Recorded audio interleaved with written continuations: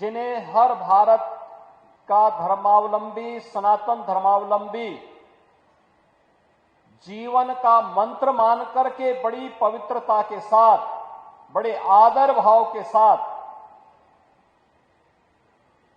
उन्हें आत्मसात करने का प्रयास करता है, वह हम सबके सामने 18 अध्यायों की 700 श्लोकों की श्रीमद् भगवत गीता हर सनातन धर्मावलंबी के सामने आती हुई और एक नई प्रेरणा देती हुई दिखाई देती है।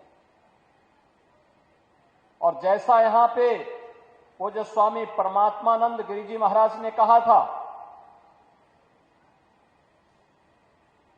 कि धर्म से ही शुरू होता है, अंत में भी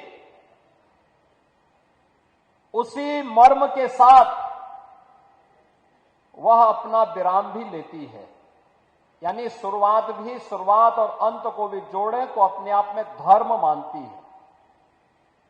श्रीमद् भगवत गीता धर्म की वास्तविक प्रेरणा है और भारत की मनीषा ने धर्म को कर्तव्य के साथ जोड़ करके देखा है। हमने धर्म को उपासना विधि मात्र नहीं माना है। उपासना विधि उसका एक हिस्सा है, एक छोटा सा भाग है।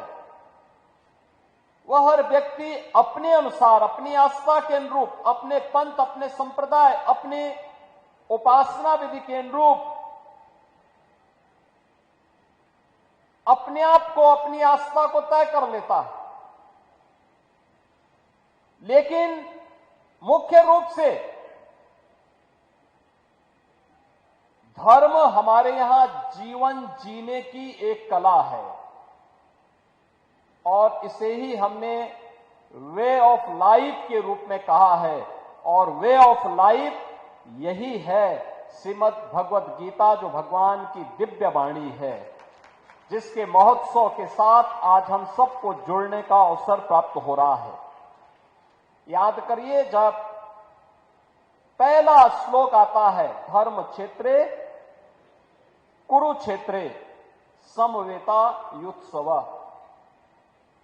यानी धर्म क्षेत्र से ही शुरू होता। धर्म क्षेत्र दुनिया के अंदर कहीं नहीं होता होगा जहां युद्ध का मैदान धर्म क्षेत्र के रूप में जाना जा रहा हो, लेकिन हमारे यहां हर कर्तव्य को हमने पवित्र भाव के साथ माना है। अच्छा करेंगे पुण्य के भागीदार बनेंगे, गलत करेंगे पाप का भागीदार बनेंगे। और ये मान करके जब हर सनातन धर्मावलंबी चलता है तो वह अच्छा करने का प्रयास करता है। भारत ने विश्व मानवता को जो संदेश दिया है प्राचीन काल से ही, उसका वह संदेश भी वही है। आप याद करिए ना, हमने कभी नहीं कहा कि मैं जो कह रहा हूं यही सब कुछ है। हमने कभी ये नहीं कहा कि हमारी उपासना विधि ही सर्वश्रेष्ठ है। हमने सब कुछ होते हुए भी कभी भी अपनी श्रेष्ठता का डंका नहीं पीटा। जो आया उसको शरण दिया, जिसके ऊपर विपत्ति आई उसके साथ खड़े हो गए, जिसके सामने कोई चुनौती आई उसकी चुनौती का सामना करने के लिए सनातन धर्मावलंबी उसके साथ सहयोग के लिए खड़ा हो गया। अन्याय नहीं होना चाहिए, जियो और जीने दो की प्रेरणा अगर किसी ने दी है तो अब भारत की भूमि ने दी है। अयम निज परोवेती गणना लघु चेत साम उदार चरिता नाम, तो वसुधैव कुटुंबकम की प्रेरणा भारत की धरती ने दिया है, दुनिया ने नहीं दिया है। ये भारत की ही धरती देगी। और इसलिए धर्म क्षेत्र को भी हमने, धर्म क्षेत्र अपनी पूरी भारत की धरती को हमने धर्म क्षेत्र माना, तो इसलिए युद्ध का मैदान भी हमारे लिए धर्म क्षेत्र है, कर्तव्यों से जुड़ा हुआ क्षेत्र है। क्योंकि वह धर्म क्षेत्र में जो युद्ध भी लड़ा जा रहा है वह कर्तव्यों के लिए लड़ा जा रहा है। और वही भाव जब सामने आता है, अंत में आप देखते होंगे, अंतिम श्लोक जब आता है, अंत में धृतराष्ट्र पूछ ही पड़ते हैं कि भाई बताओ तो क्या होने जा रहा है इस युद्ध का परिणाम। उसने कहा युद्ध का परिणाम तो पहले से तय है। यत्र योगेश्वरः कृष्ण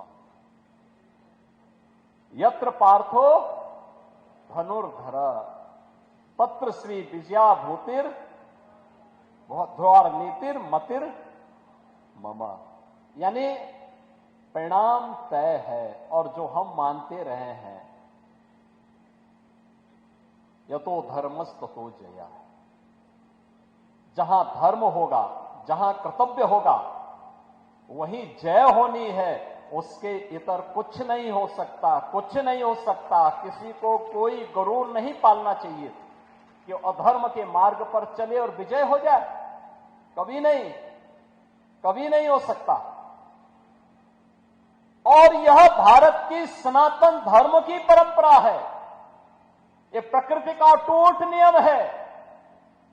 सदैव से यही हुआ है और यही होता आ रहा है। और इसीलिए हम सबको इस बारे में ध्यान रखना होगा।